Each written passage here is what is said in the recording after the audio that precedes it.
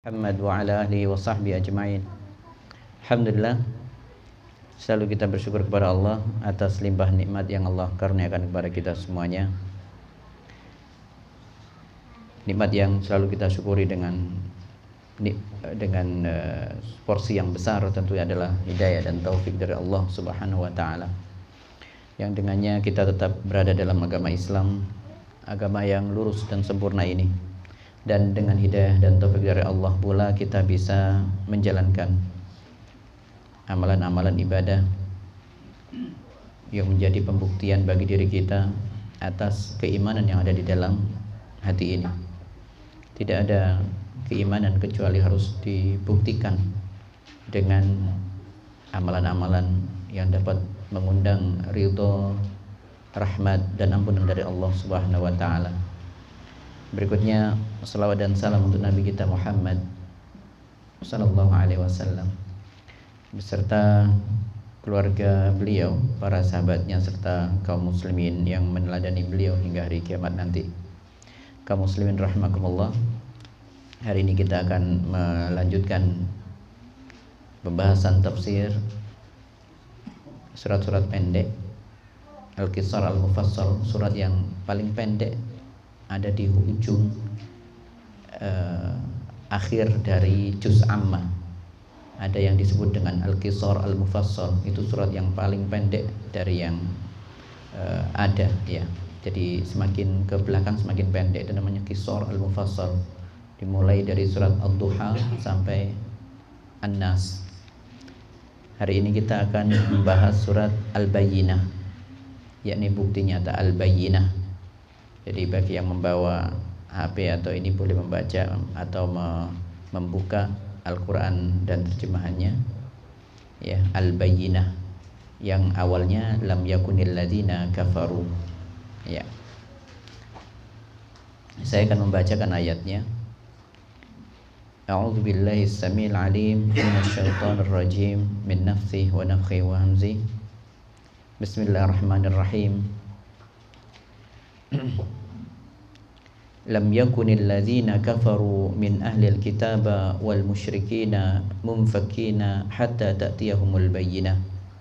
Rasulun minallahi yatlu suhufan mutahharah fiha kutubun qayyimah. Wa ma tafarraqal ladzina utul kitaba illa min ba'di ma ja'atuhumul bayyinah.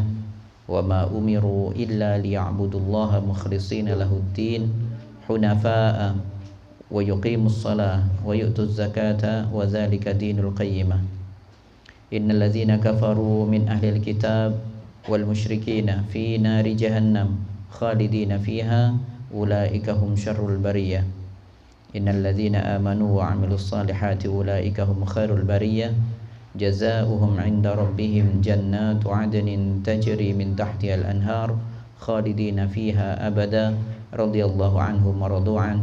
Dzalika liman khasyiya rabbah. Saya akan membaca dengan tartil dulu ya.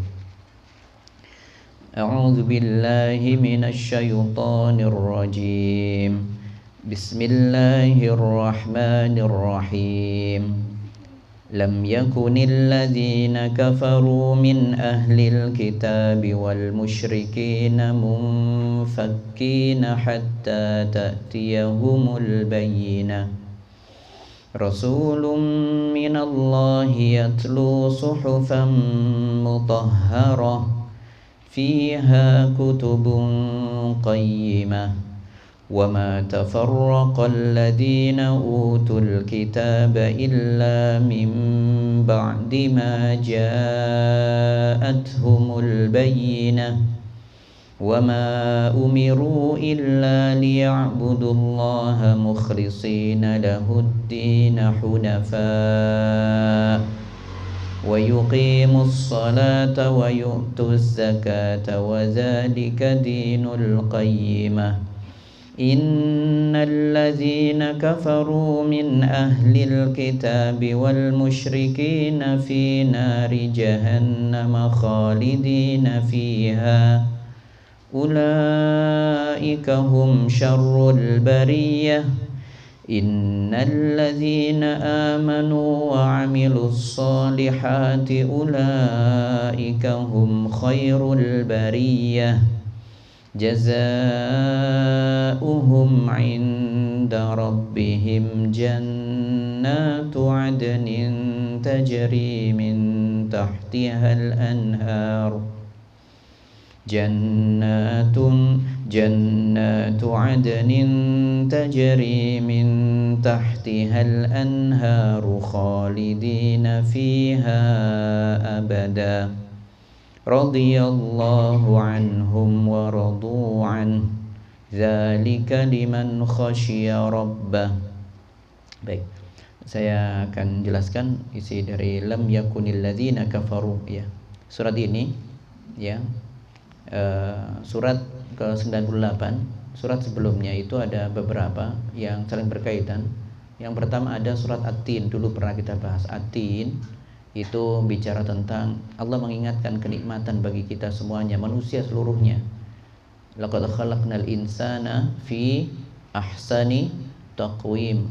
Allah menegaskan kami ciptakan manusia dalam keadaan yang sebaik-baiknya, diberikan kemudahan-kemudahan, diberikan piranti, alat-alat ya komunikasi yang bagus, diberikan akal. Ya, maka kita harus mensyukuri itu. Dengan apa? Datang surat berikutnya, Iqra bismi rabbikal ladzi khalaq. Ya. Jadi gunakan kenikmatan itu salah satunya adalah untuk apa? Untuk baca Al-Qur'an. Baca firman Allah Subhanahu wa taala. Itu adalah firman dari Rabb kita, Allah Subhanahu wa taala. Ya. Iqra bismi rabbikal ladzi khalaq. Kemudian apa yang kita baca dalam Al-Quran itu dan di dalam surat Al-Alaq tersebut ada 5 ayat. Yang pertama itu adalah turun di Gua Hiro, yaitu adalah 5 surat yang pertama.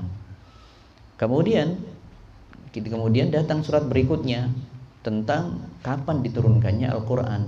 Datang surat Al-Qadar, inna anzalnahu fi lailatul qadar.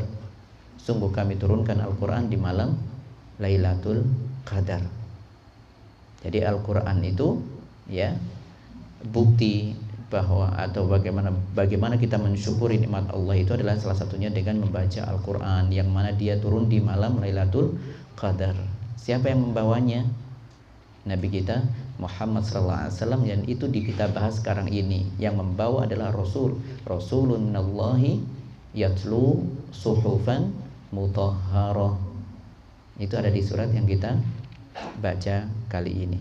Nah, jadi menegaskan Rasul dari Allah yang membacakan Al-Quran itu. Jadi memang Al-Quran itu diturunkan di malam Lailatul Qadar, dan kemudian yang membawa, yang mengajarkan, yang membacakan untuk kita semuanya dan menjelaskan apa makna dari Al-Quran itu adalah Nabi kita Muhammad sallallahu alaihi wasallam, Rasulullah, Rasul yang terakhir. Makanya disebutkan di sini Rasulun minallahi yatlu suhufan mutahharah. Rasul dari Allah, utusan dari Allah yang membacakan ya suhufan mutahharah, lembaran-lembaran suci. Apa itu Al-Quran? Ya. Baik, kita jelaskan. Lam yakunil ladzina kafaru min ahlil kitab wal musyrikina munfakina hatta ta'tiyahumul bayyinah. Orang-orang kafir, siapa itu?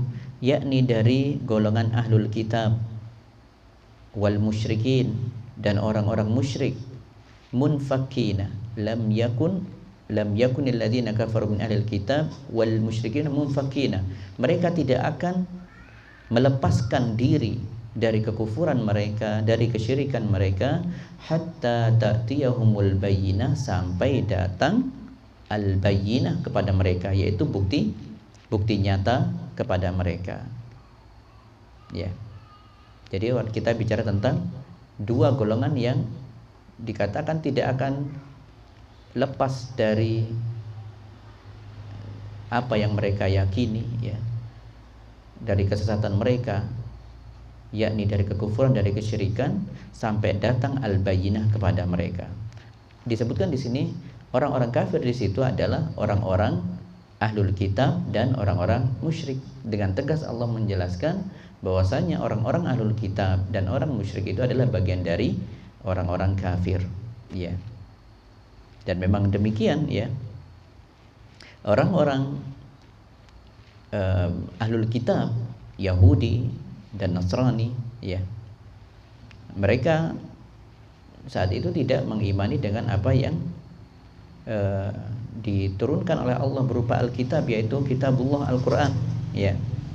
Yahudi, orang-orang Bani Israel saat itu ketika mendengar di dalam kitab Taurat mereka bahwasanya nanti akan ada nabi terakhir, ya, yang akan turun atau yang akan tinggal di tempat yang banyak kormanya, maka mereka saat itu sudah tahu tempat yang paling banyak kormanya dan paling subur kormanya hanyalah kota Madinah, Yathrib saat itu namanya, ya. Maka jauh hari sebelum Nabi sallallahu alaihi wasallam, ya, mendapatkan kenabian, ya, diangkat menjadi nabi, dan sebelum diangkat menjadi rasul, orang-orang Yahudi sudah ada di Madinah, tinggal di Madinah, karena mereka betul-betul sangat menanti kedatangan Rasul yang terakhir, ya, sangat menantikan sebenarnya, karena di dalam kitab mereka dijelaskan, ya, tentang sosok Nabi Muhammad SAW. Muhammadun Rasulullah walladzina ma'ahu asyidda'u 'alal kuffar yuruhama'u bainahum.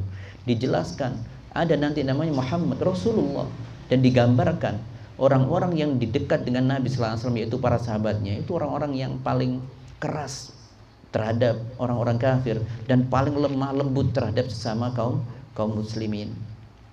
Bahkan disebutkan dalam Al-Quran bagaimana orang-orang Yahudi, orang-orang Nasrani, mereka paham, tahu betul Nabi sallallahu alaihi wasallam. Ya, dalam firman-Nya Allah menyebutkan alladzina atainahumul kitaba ya'rifunahu kama ya'rifuna abna'ahum. Orang-orang ahlul kitab, kata Allah yang memfirmankan ini Allah. Orang-orang ahlul kitab yang kami turunkan kitab pada mereka, yaitu Taurat dan Injil, mereka itu sudah mengenal siapa itu Muhammad sallallahu alaihi wasallam seperti mengenal anak mereka sendiri. Ya'rifunahu kama ya'rifuna abna'ahum. Betul-betul kenal, ya. Bagaimana kita orang tua pasti jauh lebih mengenal anaknya, punya sikap seperti apa, karakternya seperti apa, ciri-ciri fisiknya seperti apa, rambutnya seperti apa. Semua dijelaskan. Dan itu ada di Taurat dan di dalam Injil dijelaskan. Dan saat itu tentu orang-orang Yahudi, kita bicara tentang orang-orang Yahudi dan Nasrani, mereka bagaimanapun adalah orang-orang Bani Israel. Dan Bani Israel, kalau kita mendengar kata Israel itu adalah nama lain dari Yakub, ya, nama lain dari Yakub, Nabiullah Yakub, ya, Nabi Yakub, ya. Dan dari Nabi Yakub nanti akan banyak, ya, keturunan-keturunan Bani Israel terlahir darinya. Tapi bahasan kita dari Yakub.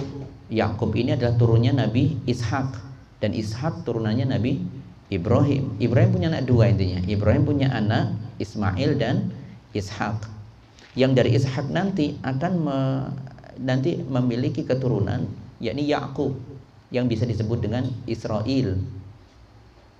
Maka tidak boleh kita menyebut orang, oh ini Israel itu, ya, tidak boleh. Israel itu nabi kita, ya. Kalaupun kita tidak boleh juga mengolok-olok Bani Israel, karena Bani Israel itu ada juga di antara mereka yang beriman. Tidak semuanya dalam keadaan tersesat, tidak. Memang kebanyakan orang yang tersesat, tapi ada orang-orang yang taat beribadah kepada Allah, imannya sangat kuat. Itu ada. Maka kita tidak boleh menghina dengan ejekan-ejekan kamu turunan Bani Israel memang. Ya, mungkin kalau yang dimaksudkan Bani Israel yang keras kepala, iya, tetapi kalau Bani Israel secara umum jangan. Karena Bani Israel secara umum ada dua, ya, ada yang tersesat, ada yang tidak. Baik, bahasan kita adalah orang-orang Bani Israel saat itu menanti siapa nabi yang terakhir. Ya, karena yang terjadi sebelum-sebelumnya, para nabi semenjak Nabi Yakub, semuanya nabi setelah itu adalah dari turunan Bani Israel. Ya, ada Nabi Yusuf, ya, Musa, Isa, ya. Itu semuanya dari turunan Bani Israel. Sulaiman, Dawud, semuanya dari Bani Israel. Sehingga harapan mereka orang-orang Yahudi saat itu, orang-orang Bani Israel, tentunya di sini fokus kepada Yahudi. Karena saat itu yang tinggal di Madinah betul-betul menanti kedatangan Rasul yang mereka dambakan, ya, itu adalah orang-orang Yahudi. Ada 3 suku di sana, ya, Bani Qainuqa, Bani Quraidah, dan Bani Nazir. Mereka menunggu, lama sekali menunggu di sana, menunggu kedatangan Nabi Shallallahu Alaihi Wasallam. Dan bahkan mereka saat itu mengancam kepada orang-orang penduduk asli Madinah. Ada suku Aus dan Khazraj yang kita kenal dengan ketika mereka masuk Islam disebut dengan kaum Ansor. Mereka adalah kaum Aus dan Khazraj. Dan ini mereka selalu diancam-ancam oleh orang-orang Yahudi yang tinggal di Madinah saat itu. Ingatlah kalian wahai orang-orang kafir. Memang betul saat itu Aus dan Khazraj masih penyembah berhala. Maka mereka mengatakan, wahai orang-orang kafir ya, tunggu kalian akan datang Nabi bersama kami, akan membinasakan kalian semuanya. Begitu kata dengan sesumbarnya orang Yahudi di Madinah saat itu ya. Mereka sesumbar dengan itu. Dan itu diucapkan terus-menerus ya. Diucapkan terus-menerus. Sampai ketika Nabi Sallallahu Alaihi Wasallam datang, ya, tahu tentang kenabian Nabi Sallallahu Alaihi Wasallam, ya, maka ternyata yang didapati adalah Nabi Muhammad Sallallahu Alaihi Wasallam itu bukan dari keturunan Bani Israel, bukan dari keturunannya Ishak, karena beliau adalah satu-satunya Nabi dari keturunannya Nabi Ismail. Satu-satunya nabi dari turunannya Ismail cuma Nabi kita Muhammad Sallallahu Alaihi Wasallam. Sisanya paling banyak dari mana? Dari Bani Israel turunannya Ishak. Ya. Ishak punya keturunan namanya Yakub. Dari Yakub ini terlahir nabi begitu banyak, rasul nabi dari situ. Kenabian Bani Israel. Dan akhirnya sebagaimana digambarkan dalam Al-Quran, ketika mereka awalnya membangga-banggakan dan menjatuhkan orang-orang Aus dan Khazraj, kami akan bersama Nabi yang terakhir akan membinasakan kalian. Itu yang mereka harapkan. Maka digambarkan dalam Al-Quran, wa kanu min qabl yastaftihuna 'alal ladzina kafaru falamma ja'ahum ma 'arafu kafaru bih. Ya, digambarkan mereka sebelumnya itu sesumbar terhadap orang-orang kafir, maksudnya orang Aus dan Khazraj, ya. Tetapi ketika betul-betul datang diangkat Nabi Sallallahu Alaihi Wasallam sebagai Nabi dan sebagai Rasul yang terakhir, ya, falamma ja'ahum ma'arafu, padahal mereka tahu itu benar, kafarubi, mereka tidak mau mengimani. Karena apa faktornya? Dia bukan dari Bani Israel. Nabi kita Muhammad Sallallahu Alaihi Wasallam bukan dari keturunan Bani Israel, ya. Maka ini kaum muslimin, ya, berkaitan dengan ayat yang pertama ini, lam yakunil ladzina kafar, itu asal usulnya, ya, asal usulnya seperti itu, ya. Kemudian untuk masalah nama surat ini, ya, nama surat ini ada yang menyebutnya dengan Al-Bayyinah karena ada kata Al-Bayyinah di situ, atau juga disebut dengan surat lam yakunil ladzina kafaru, ya. Seperti di ayat yang pertama, karena dulu ada sahabat Ubay bin Ka'ab, ya. Beliau adalah orang yang disebut aqra'uhum, wa kana aqra'uhum Ubay bin Ka'ab atau kama qala, orang yang paling bagus bacanya, yang paling pintar pandai dengan Al-Qur'an di kalangan para sahabat, yaitu Ubay bin Ka'ab. Oleh karenanya pernah suatu hari Nabi sallallahu alaihi wasallam mendatangi Ubay bin Ka'ab, ya Ubay, ya. Sebagaimana dalam riwayat Bukhari disebutkan, ya, wahai Ubay, innallaha amaroni an aqra alaika al-Quran. Wahai Ubay bin Ka'ab, Allah sungguh telah memerintahkanku untuk membacakan Al-Quran untukmu. Maka saat itu terkejut Ubay bin Ka'ab, wasammani ya Rasulullah, wahai Rasulullah, betul Allah menyebutkan namaku kepadamu? Iya wahai Ubay, iya, na'am. Maka kemudian saat itu Ubay pun menangis mendengar itu. Bagaimana tidak, namanya Ubay bin Ka'ab disebut oleh Allah Subhanahu wa taala, dan Allah memerintahkan Nabi sallallahu alaihi wasallam, wahai Rasulullah, bacakan untuknya, bacakan untuk Ubay bin Ka'ab sebuah surat, ya. Maka kemudian Nabi pun membacakan surat lam yakunil ladzina kafaru min ahlil kitab. Makanya salah satu penamaan surat ini disebut lam yakunil ladzina kafaru min ahlil kitab, ya. Itu salah satu penamaannya seperti itu, ya. Jadi ada al-bayyinah, ada juga lam yakunil ladzina kafaru min ahlil kitab. Ya. Kita bicara tentang al-bayyinah, bukti nyata. Lam yakunil ladzina kafaru min ahlil kitab wal musyrikina munfakina hatta ta'tiyahumul bayyinah. Orang-orang kafir yakni ahlul kitab dan orang-orang musyrik, mereka tidak akan meninggalkan agamanya sebelum datang kepada mereka bukti yang nyata.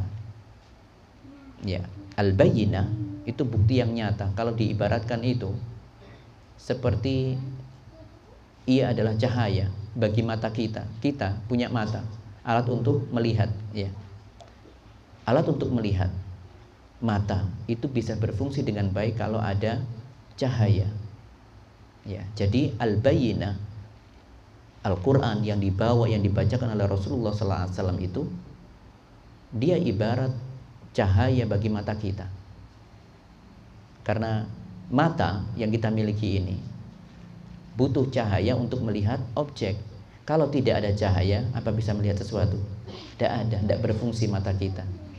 Sama dengan hati kita, manusia. Manusia itu membutuhkan cahaya berupa Al-Quran. Kalau tidak, dia akan tersesat dalam kehidupannya, dunia dan akhirat.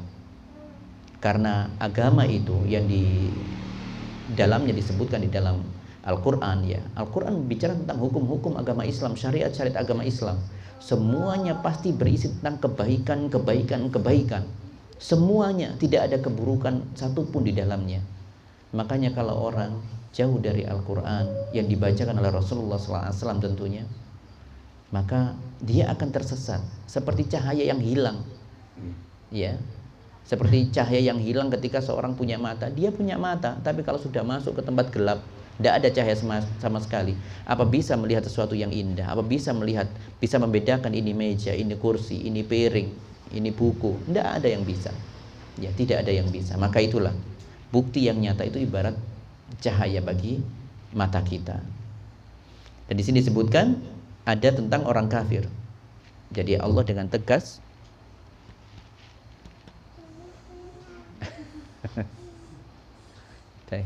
nah, jadi Allah Subhanahu wa ta'ala dengan tegas menyebutkan siapa orang-orang yang kafir itu. Orang yang kafir adalah dari ahlul kitab dan orang-orang musyrik. Dan ini dibedakan antara ahlul kitab dan musyrik. Orang kafir ada 4, sering kita ulang-ulang. Orang kafir paling rendah, maksudnya paling yang tidak parah, tapi ya tetap kafir, ya, tetap parah, ya. Tapi ini yang paling mendingan dari 4 golongan itu adalah ahlul kitab, yakni orang-orang Yahudi dan Nasrani. Karena bagaimanapun mereka mendapatkan Alkitab dari Allah Subhanahu wa taala. Orang-orang Yahudi mendapatkan Taurat, orang-orang Nasrani mendapatkan Injil. Ya, orang Nasrani membenarkan kitab Taurat, tetapi tidak membenarkan adanya Al-Quran.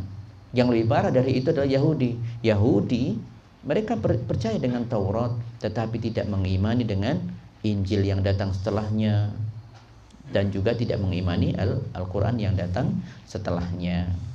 Ya. Kemudian yang kedua adalah tingkat di atasnya adalah orang-orang musyrik.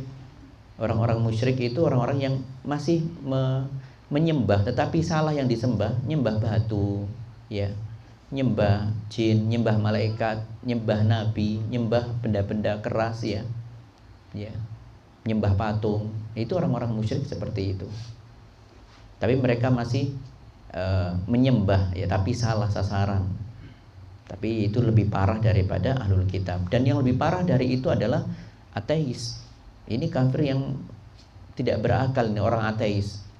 Merasa manusia itu ya sudah terjadi begitu saja dan nanti mati selesai. Ini orang yang paling tidak waras dari semuanya yang ada. Kemudian yang paling puncak-puncaknya kekafiran terburuk adalah orang-orang munafik. Karena itu Allah menyebutkan innal munafiqina fid darkil asfali minan nar. Sungguh nanti orang-orang munafik akan berada di neraka yang paling dalam, ya, yang paling dalam, ya. Kaum muslimin rahimakumullah. Ya. Tentang ahlul kitab dibedakan dengan orang-orang musyrik, ya. Orang-orang ahlul kitab itu tetap dibedakan dengan orang-orang musyrik, ya. Karena nanti ada perlakuan tersendiri, ya. Bagaimanapun orang ahlul kitab, mereka dulu pernah mendapatkan apa itu? Kitab Taurat dan Injil. Perintah ibadahnya sama, hakikatnya sama, untuk bertauhid, untuk sholat, untuk zakat, sama dengan agama sampai kita sekarang ini sama. Ya, mungkin hanya caranya yang agak berbeda, tetapi intinya sama. Ya, makanya ada perlakuan khusus. Allah membedakan di sini min ahlil kitab wal musyrikin. Alladzina kafaru min ahlil kitab wal musyrikin. Betul-betul dibedakan antara orang kafir itu, orang kafir dari golongan ahlul kitab dan orang-orang musyrik, ya. Karena ada perlakuan khusus. Bahkan berkaitan dengan masalah hukum. Ya. Jadi kalau orang-orang yang ada dari ahlul kitab, ya, maka ada beberapa hukum yang itu berbeda dengan orang-orang musyrik, seperti masalah makanan. Makanan yang ada unsur sesembelihan, ya, yang disembelih dari binatang ternak misalnya. Allah menyebutkan dalam firman-Nya, wa ta'amul ladzina utul kitaba hillul lakum wa ta'amukum hillul lahum. Makanan yang disembelih oleh orang ahlul kitab Yahudi dan Nasrani itu halal untuk kalian, dan makanan kalian halal untuk mereka. Maka kita tidak usah tanya kalau ada tetangga Nasrani misalnya, atau Yahudi. Kalau Yahudi jarang didapati. Orang Nasrani kalau sudah nyembelih ayam, tidak usah ngomong, oh saya untuk bismillah. Tidak, percuma juga bisa bismillah. Allah membedakan itu memang bukan dari masalah bismillahnya. Bagaimanapun orang Yahudi dan Nasrani tidak mungkin nyembelih dengan bismillah. Oh saya sembelihkan dengan bismillah. Tidak perlu itu, karena di dalam Al-Quran sudah dijelaskan, ya, bahwasanya mereka punya hukum khusus terhadap orang-orang Yahudi dan Nasrani. Kalau ada tetangga misalnya memberikan gulai, dia nyembelih sendiri, atau ayam, kare petek, misal kare ayam diberikan kepada kita, tidak usah tanya ini tadi pakai bismillah apa enggak, itu halal untuk kita. Halal untuk kita. Jadi tidak usah tanya-tanya apa ini disembelih dengan bismillah atau enggak. Ya percuma juga, sekali lagi dia nggak perlu bismillah, ya. Tapi ada perlakuan khusus, beda dengan orang selain ahlul kitab. Kalau ada orang selain agama Nasrani, di sini ada kepercayaan yang lain, ya, maka hal yang patut kita tanyakan adalah itu. Ini siapa yang menyembelih? Ya, itu bukan oh nanti sakit hati, enggak. Kita sama-sama ini punya keyakinan kan begitu. Mereka juga paham dengan kita. Ya, jadi kita bertanya itu adalah hal yang wajar, dan mereka insya Allah tahu. Kalau orang-orang di Jawa, saya punya teman juga di daerah Kebon Agung kalau tidak salah dulu itu juga seperti itu. Ada di mana? Di daerah tempat banyak agama Hindu itu ada lupa saya namanya itu. Daerah Langsep ke atas itu apa namanya itu ya, di Malang Kota itu, ya, ada yang tahu? Saya lupa. Di sana memang tempatnya orang Liwen, itu banyak orang Hindu sana ya. Nah, ya di sana waktu itu ada guru agama ya orang Hindu, kita diundang ke rumahnya, saya datang dan kita disuguhi makanan dan bilang, Ustaz, ini kami menyembelihkan dari tetangga kok. Beliau orang Muslim, memang kami tujukan untuk orang Muslim. Maka kita baru memakannya. Dan orang-orang sudah tahu dengan itu. Tidak usah kita tanya, terkadang mereka sudah tahu bahwasanya orang Islam tidak akan makan dari mereka kecuali dengan yang ada bismillahnya. Makanya mereka menyerahkan kepada orang lain. Tetapi kalau orang Nasrani, Yahudi, maka tidak perlu ditanya. Ya, tidak perlu ditanya. Halal. Ya, halal itu ya. Termasuk masalah menikah ya. Orang-orang ya, wal muhsanatu minal mu'minat wal muhsanat minal ladzina utul kitab min qablikum idza ataitumuhunna ujurahun. Ya, singkatnya dihalalkan bagi orang mukmin untuk menikahi orang-orang yang baik dari orang-orang yang beriman, kemudian orang-orang yang menjaga dirinya dari orang-orang ahlul kitab.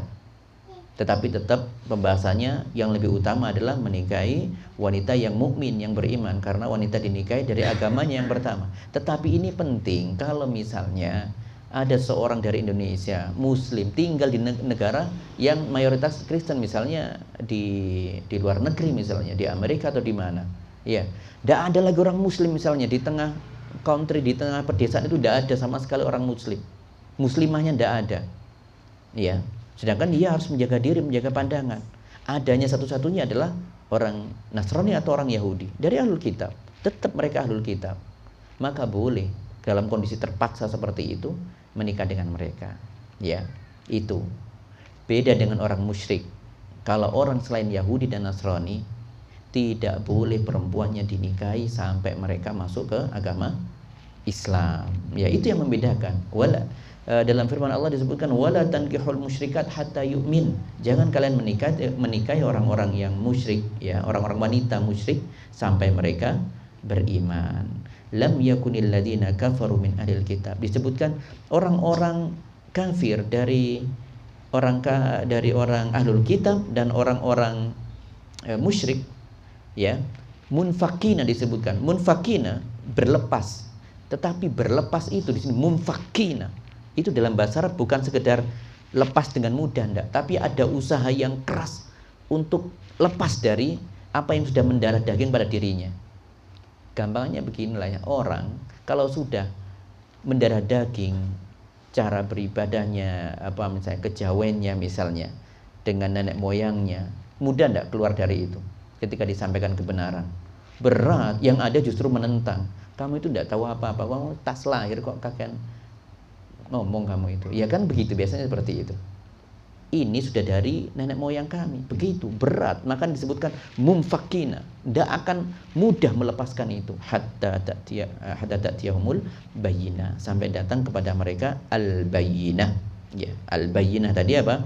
Al-Qur'an, ya, Al-Qur'an yang dibacakan oleh Rasulullah sallallahu alaihi wasallam. Ya. Kita semuanya butuh al-bayyinah. Cahaya tadi butuh.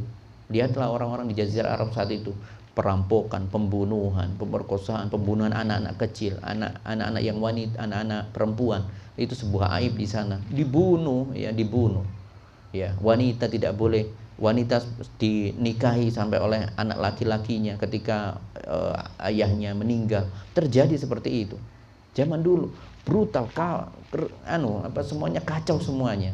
Makanya manusia itu butuh yang namanya bayyinah. Makanya semenjak turunnya al-Islam di Jazirah Arab, semuanya terkendali semuanya. Ya, ya, kriminalitas ada, tapi sudah sangat-sangat minim. Ya, sangat-sangat minim. Apalagi di dalam Islam ditegakkan hukum qisas. Ya, innan nafsa bin nafsi, jiwa dengan jiwa. Orang membunuh orang lain dengan sengaja, maka dia harus dibunuh. Tidak ada pilihan. Ya, ada pilihan nanti kalau dalam pembahasan, yakni bisa memaafkan salah satu keluarganya, itu bisa tidak diperlakukan hukum qisasnya, ya. Tetapi juga ada persyaratan-persyaratan di dalamnya, atau dengan membayar diat, ya, itu bisa. Tetapi hukum asalnya innan nafsa bin nafsi, ya, jiwa dengan jiwa, mata dengan mata, telinga dengan telinga, ya, semua luka harus sama dibalas dengan luka yang sama. Nah, kalau tidak seperti itu, tidak akan bisa, ya.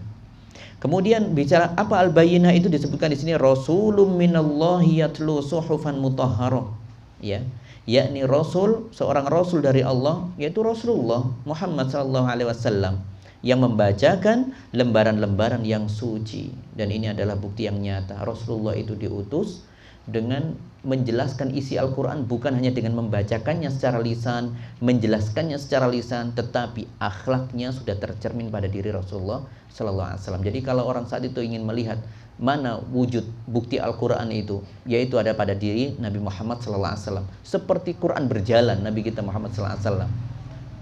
Oleh karenanya ibunda kita Aisyah radhiyallahu anha pernah mengatakan kana khuluquhu Al-Quran. Nabi itu, ya, akhlaknya itu, ya, Quran itu sendiri, ya. Semua hukum yang ada di Al-Quran diterapkan oleh beliau. Semua akhlak mulia di dalam Al-Quran ditampilkan oleh sosok yang mulia Nabi kita Muhammad sallallahu alaihi wasallam.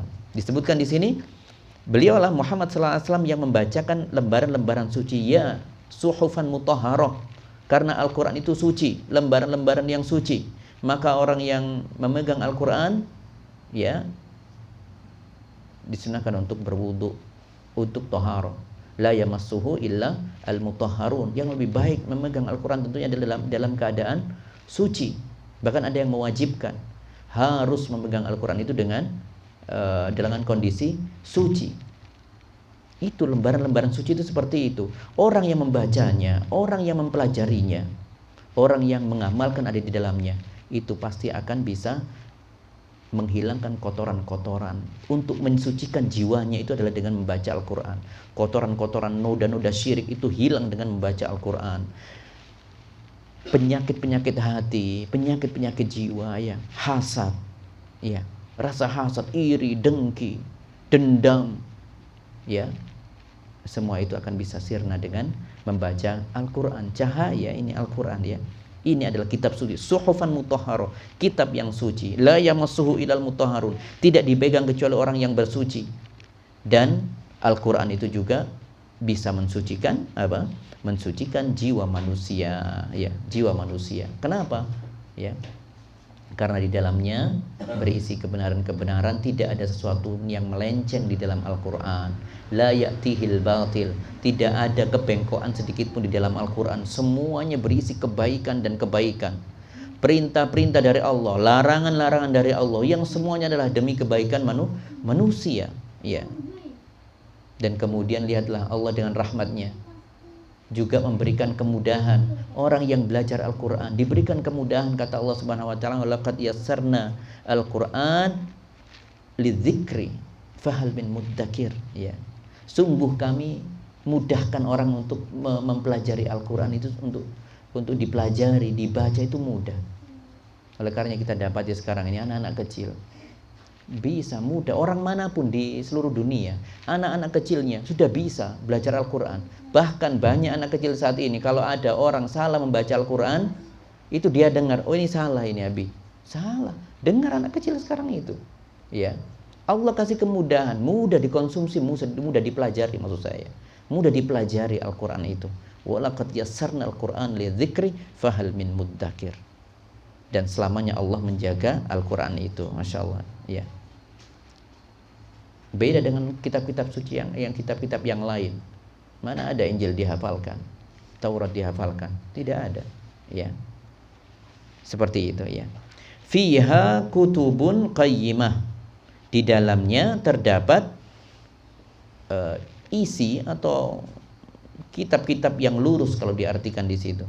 Di dalam lembaran-lembaran itu berisi perintah-perintah yang agung. Semua isinya adalah ajakan untuk menuju keistiqomahan, ajakan untuk menuju sesuatu yang lurus. Karena di dalam Al-Quran isinya apa? Al-Quran itu ada hukum-hukum di dalamnya, ada kisah-kisah yang memotivasi kita, yang menginspirasi kita. Kisah-kisah nyata di dalamnya itu.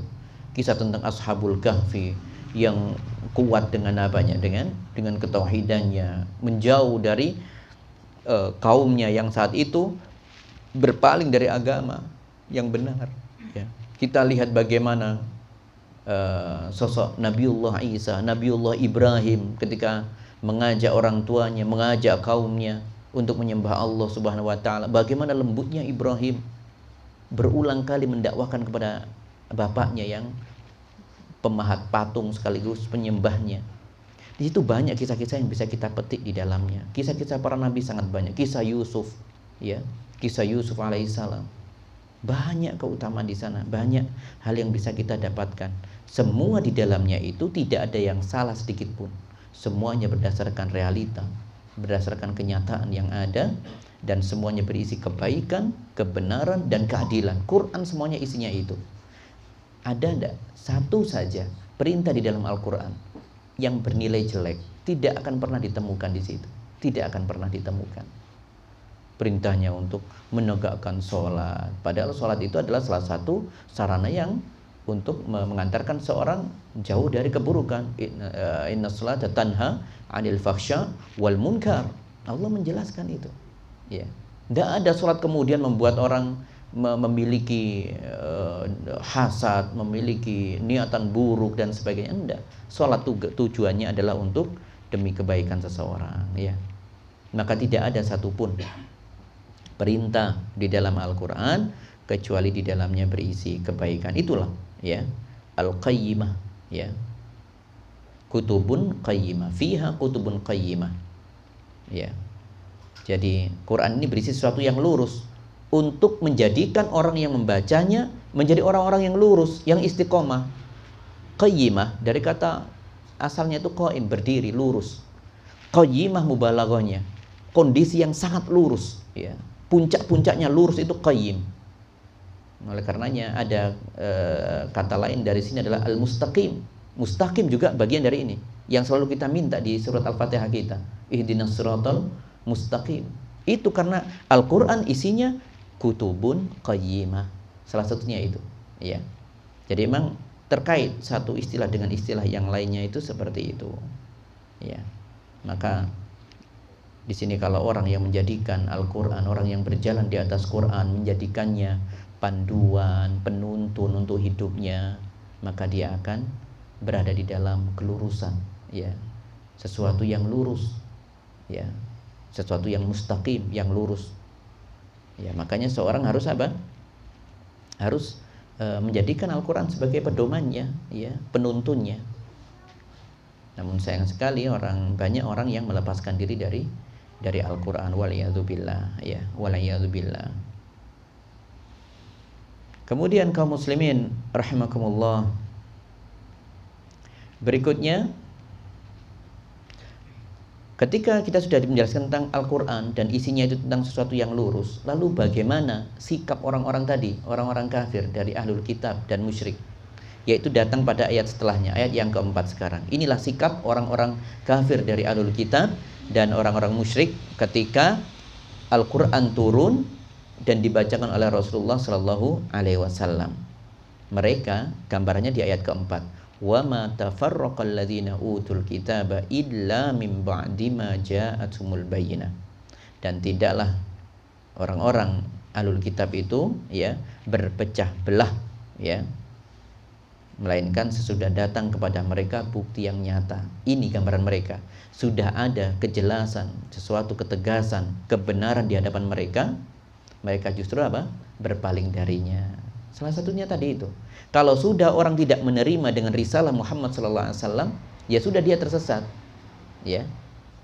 Karena yang dibawa oleh Nabi SAW adalah petunjuk yang benar, yaitu Al-Quran.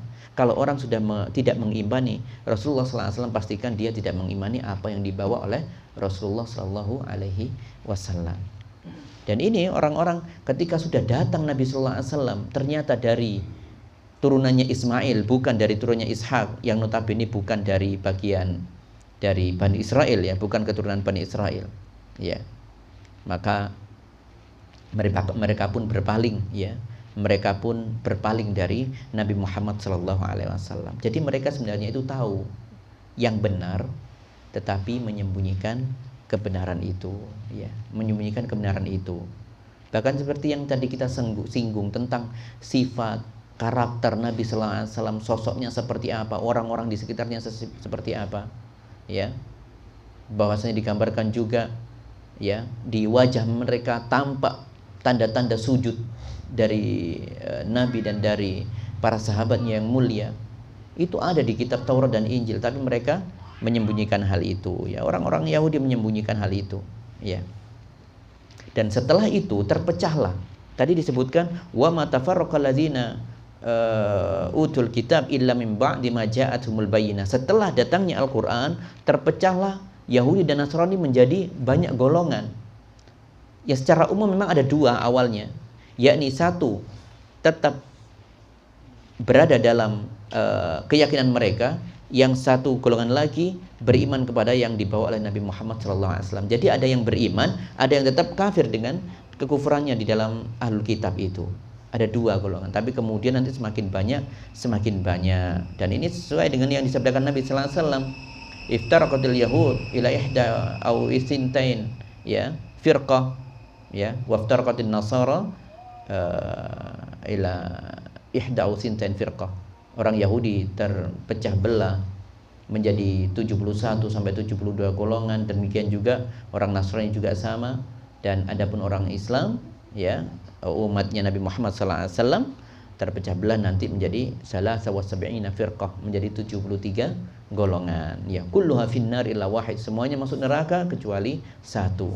Kata Nabi sallallahu alaihi wasallam ketika ditanya siapa mereka, man kana ala misli ma ana alaihi wa ashabi, yaitu orang-orang yang tegak lurus di atas sunnahku dan sunnah khulafaur rasyidin. Nah, para sahabatnya yang mulia.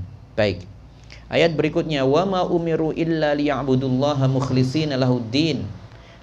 Padahal mereka itu tidak diperintahkan kecuali untuk menyembah Allah, mentauhidkan Allah dengan ikhlas. Ikhlas itu bukan ridho ya, beda. Ikhlas itu bukan rela. Ikhlas kalau dalam istilah agama, ikhlas itu adalah melakukan suatu perbuatan atau meninggalkannya karena ada perintah dari Allah, dan juga melakukan ini untuk Allah, bukan untuk orang lain. Bukan ketika ada perintah untuk sholat, dia sholat karena tidak enak sama orang lain. Ini bukan ikhlas namanya. Kalau ikhlas itu yaitu saya rela, saya mengikhlaskan sholat ini karena menjalankan perintah Allah Subhanahu wa taala dan lillahi taala, untuk Allah saja, bukan untuk mendapatkan pujian dari orang lain. Saya ingin mendapatkan apa yang dijanjikan oleh Allah. Itu ikhlas, itu seperti itu. Jadi di sini sebutkan wa ma umiru illa liya'budullaha mukhlishina lahuddin hunafa, dan mereka tidak diperintahkan kecuali untuk menyembah Allah dengan ikhlas. Berikutnya wa yuqimus shalah wa yutuz zakat, berikutnya untuk mendirikan salat dan menunaikan zakat. Wa dzalika dinul qayyimah, dan itulah agama yang lurus. Ya.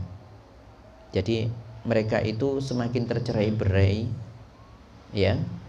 Karena apa? Karena datang al-bayyinah, datang Rasulullah SAW dengan membawa kebenaran. Padahal apa yang dibawa oleh Nabi sallallahu alaihi wasallam berupa suhufan mutahhar, berupa Al-Qur'an itu, perintah-perintah di dalamnya sebenarnya sama dengan perintah-perintah mereka, yaitu untuk apa? Untuk mentauhidkan Allah. Yang pertama itu mukhlishina lahuddin, maksudnya apa? Untuk mentauhidkan Allah, ikhlas lillahi ta'ala. Ibadah untuk Allah saja, tidak boleh yang lainnya. Ibadah harus karena ada perintah dari Allah, caranya seperti ini, caranya seperti ini. Dan berikutnya untuk sholat dan zakat. Para nabi sebelum kita juga menunaikan sholat dan zakat. Lihatlah, wazkur fil kitabi Ismail innahu kana shadiqal wa'di wa kana rasulan nabiyya, ya, wa kana ya'muru ahlahu bis sholati waz zakati wa kana 'inda rabbih mardiyya. Ingatlah ceritanya Ismail itu, ya, dia nabi yang dia adalah salah satu nabi yang jujur, ya, nabi yang memiliki kejujuran. Biasa beliau itu mengajak keluarganya, ya, untuk sholat, untuk zakat. Zamannya Ismail itu, ya, sudah sholat dan zakat. Isa juga demikian. Inni Abdullah atani alkitab, ketika bayi dia mengatakan inni Abdullah atani alkitab wa ja'alani nabiyya wa ja'alani mubarakan aina ma kuntu wa awsani bis salati waz zakati ma dumtu hayya, ya, wa barram biwalidati wa lam yaj'alni jabbaran syaqiyya. Allah perintahkan aku untuk sholat, untuk zakat, dan untuk berbakti kepada ibuku karena beliau tidak punya ayah, ya. Tapi bahasan kita sholat, zakat, mentauhidkan Allah. Makanya Nabi Isa ketika lahir, ketika bayi itu mengatakan inni Abdullah, bukan mengatakan inni Rasulullah. Enggak, memang Abdullah itu adalah status tertinggi dari kenabian. Saya ini hambanya Allah, bangga sekali. Kebanggaan manusia paling tinggi itu menjadi hambanya Allah. Itu adalah diantara definisi ikhlas seperti itu. Orang yang menghambakan diri untuk Allah Subhanahu wa taala saja. Jadi inilah perintah untuk mereka. Mau azan dulu, ada 2 ayat lagi insyaallah. Silakan azan dulu, mungkin ada 3 ayat lagi insyaallah. Kita lanjutkan setelah azan. Alhamdulillah. Alhamdulillahi wahdah, wassalatu wassalamu ala man la nabiyya ba'dah, nabiyina Muhammad wa ala alihi wa sahbihi ajma'in. Kita lanjutkan sedikit, ada 3 ayat lagi. Masih di ayat yang kelima tadi, wa ma umiru illa liya'budullaha mukhlishin lahuddin. Ini adalah perintah semua rasul membawa apa? Membawa ajaran tauhid, mukhlishin lahuddin. Itu adalah perintah semua rasul. Bukankah Nabi Nuh itu diutus karena sudah mulai ada kesyirikan? Zamannya Nabi Adam sampai sekian generasi tidak ada kesyirikan pun.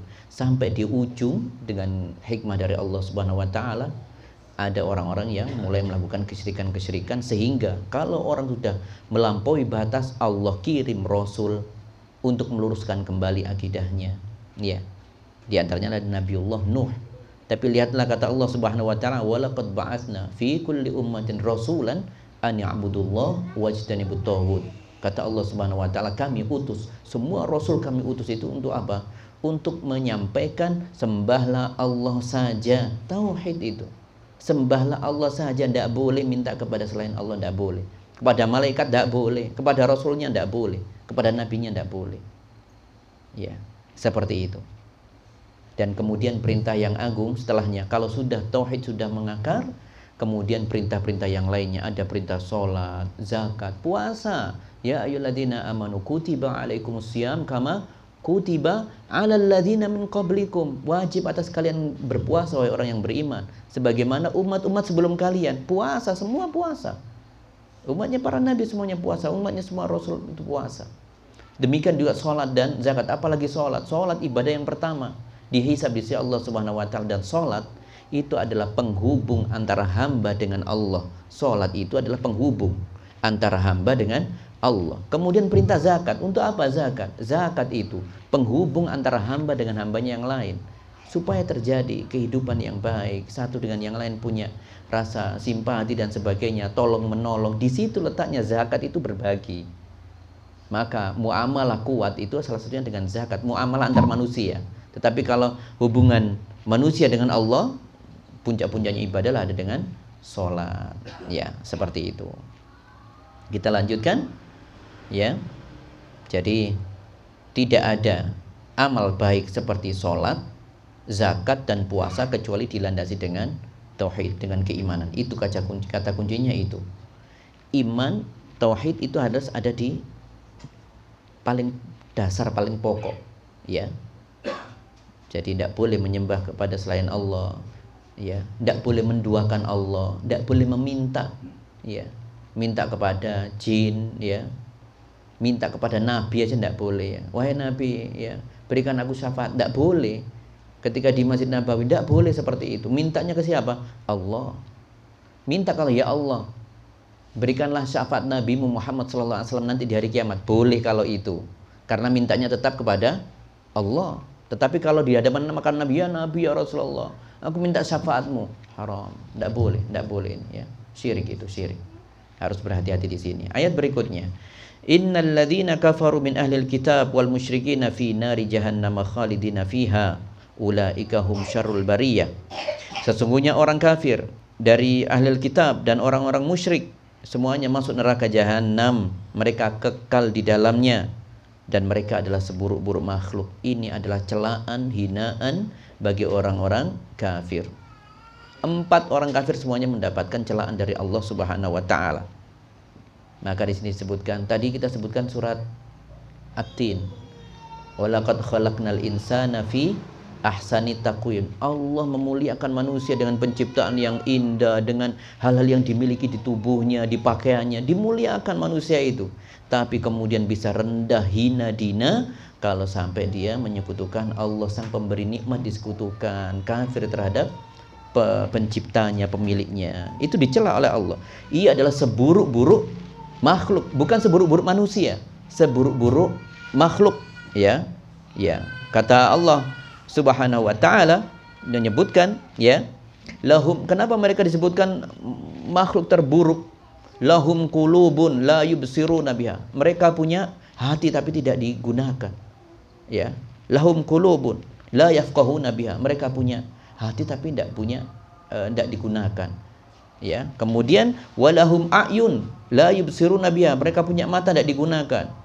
Walahum adzan, ya, mereka juga punya telinga, la yasma'una biha, mereka tidak digunakan untuk mendengar seruan dari Allah, seruan dari Rasulnya, diabaikan begitu saja. Apa kata Allah Subhanahu wa taala? Ulaika kal an'am bal hum adall. Bahkan mereka itu seperti binatang ternak, bahkan lebih buruk dari binatang ternak. Iya, bahkan lebih buruk dari binatang ternak, lebih buruk dari batu, lebih buruk dari gunung, lebih buruk dari apa yang ada. Dari batu, lebih baik batu. Karena batu, gunung, pepohonan, binatang-binatang, dan semua yang ada di langit, ya, meteor, planet-planet semuanya bertasbih kepada Allah. Yusabbihu lillahi ma fis samawati wa ma fil ardh. Ya, semua makhluk Allah di bumi, di langit, semuanya bertasbih kepada Allah, mensucikan Allah. Mensucikan tasbih itu maksudnya mensucikan Allah. Tidak ada sesembahan selain Engkau ya Allah.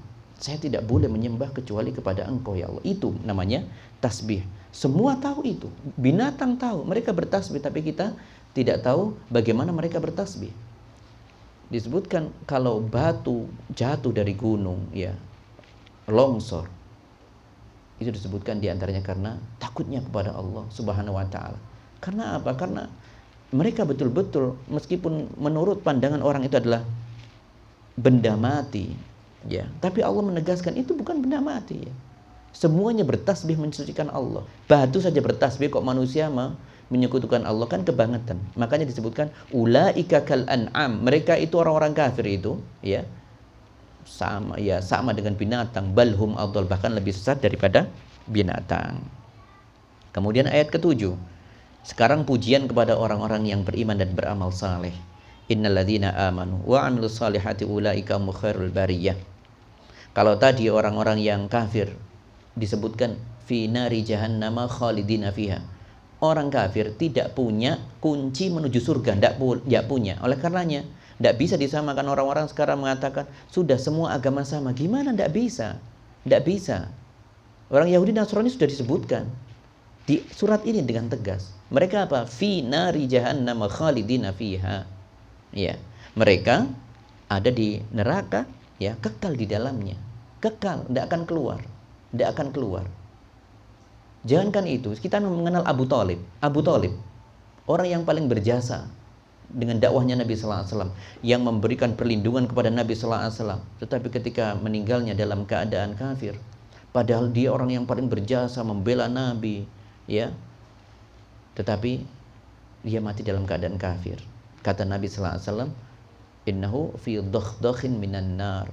Dia ada di neraka, di permukaan neraka, kakinya saja di neraka, sehingga kakinya dikena api yang panas sampai kepalanya meledak-ledak.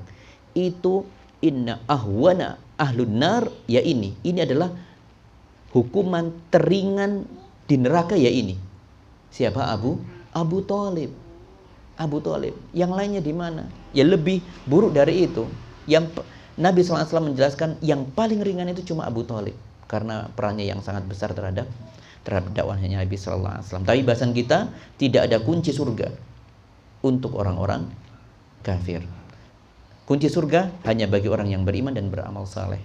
Ini ayatnya, innalladzina amanu wa 'amilus salihati ulaika hum khairul bariyah. Mereka adalah sebaik-baik manusia, yaitu orang yang beriman dan beramal saleh, ya.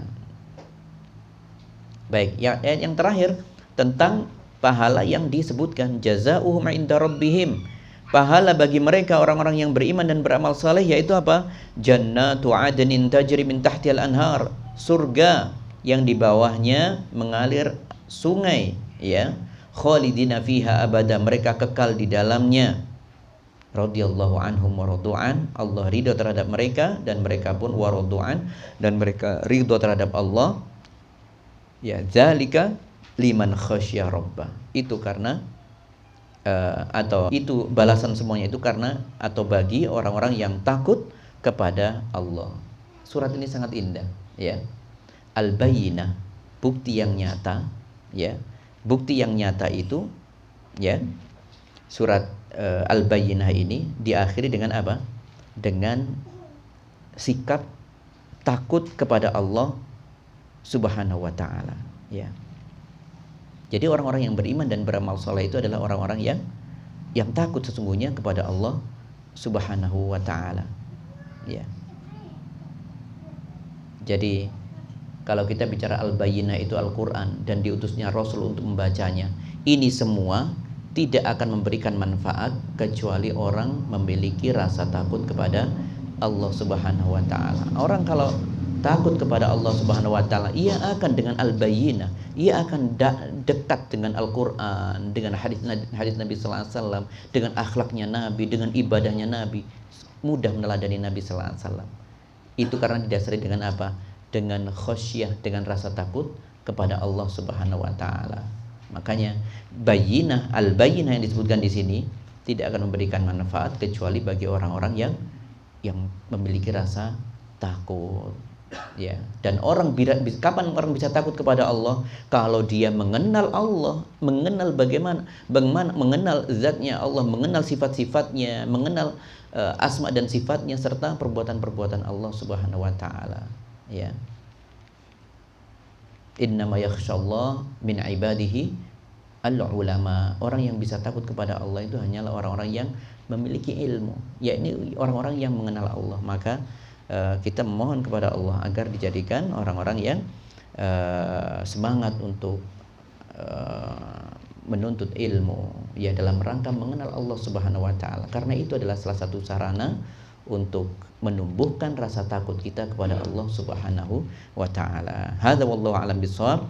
Ini yang singkat kita bahas ayat Al-Bayyinah. Alhamdulillah dengan izin Allah kita bisa menyelesaikan surat Al-Bayyinah ini. Ya. Kita tutup saja ya, karena sudah lebih waktunya ya. Kita cukup dengan kafaratul majlis. Subhanakallahumma hamdika asyhadu an la ilaha illa anta astaghfiruka wa atubu ilaik. Assalamualaikum warahmatullahi wabarakatuh.